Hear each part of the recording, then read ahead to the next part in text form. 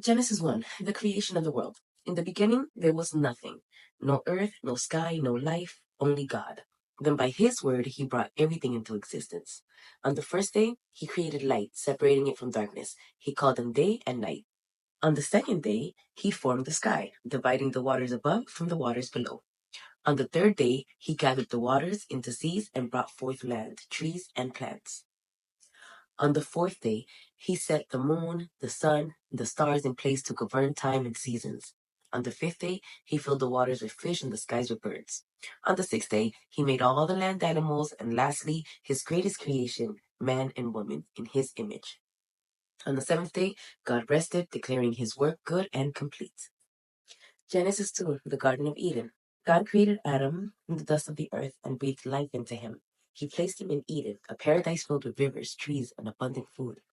In the garden stood two special trees, the tree of life and the tree of knowledge of good and evil.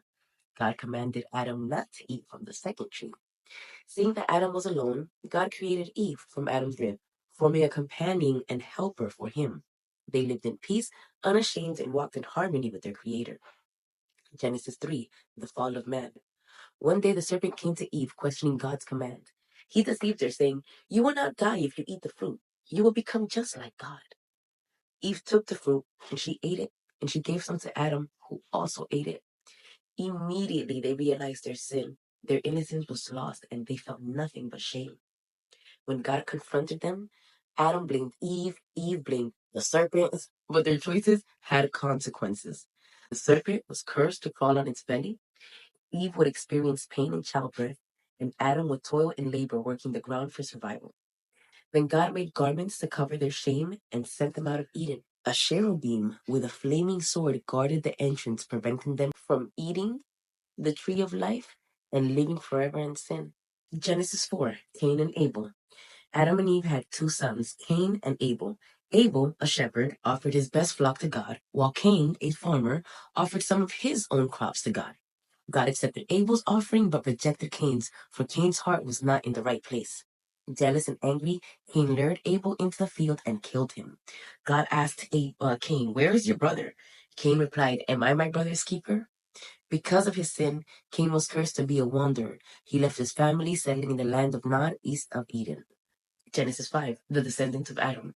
This chapter records the generations from Adam to Noah, showing how humanity grew and how it spread. It also introduces Enoch, who was unique. He walked with God and did not die, for God took him. Genesis 6 through 9, the Great Flood and God's Covenant. As the time passed, sin filled the earth. Mankind became so wicked that God regretted creating them. But Noah found favor in God's eyes. God commanded Noah to build an ark, for he would send a flood to cleanse the earth. Noah obeyed and brought his family and pairs of every animal onto the ark. For 40 days and 40 nights, rain covered the earth. The waters remained for 150 days. Then the ark came to rest on Mount Ararat. When the dove returned with an olive leaf, he knew the land was dry. When they finally left the ark, Noah built an altar and worshiped God. God promised never again would I destroy the earth by flood, and he set a rainbow in the sky as a symbol of his covenant. Genesis 10, we find the table of the nations. Noah's sons, Shem, Ham, and Japheth, became the ancestors of many nations. Their descendants spread across the earth, forming different peoples and languages. Mankind, still united in one language, decided to build a great tower in Babel to reach the heavens. In their pride, they sought to make a name for themselves.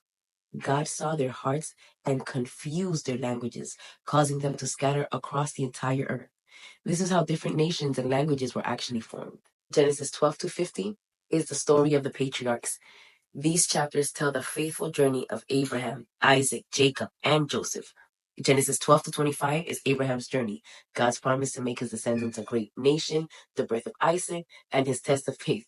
Genesis 26 to 36 is Isaac and Jacob, the birth of Esau, and Jacob's struggles and his transformation into Israel. Genesis 37 to 50, Joseph's story, his betrayal, slavery, rise to power in Egypt, and the reconciliation of his own family. The book of Genesis is a story of beginnings, the beginning of the world, of sin, of God's promises, and of a chosen people. Though mankind often fails, God's mercy and faithfulness never wavers. This book ends with Joseph's death in Egypt, but the promise of God continues. One day Israel will leave Egypt, just as God foretold, leading the next great chapter of God's redemption plan in Exodus.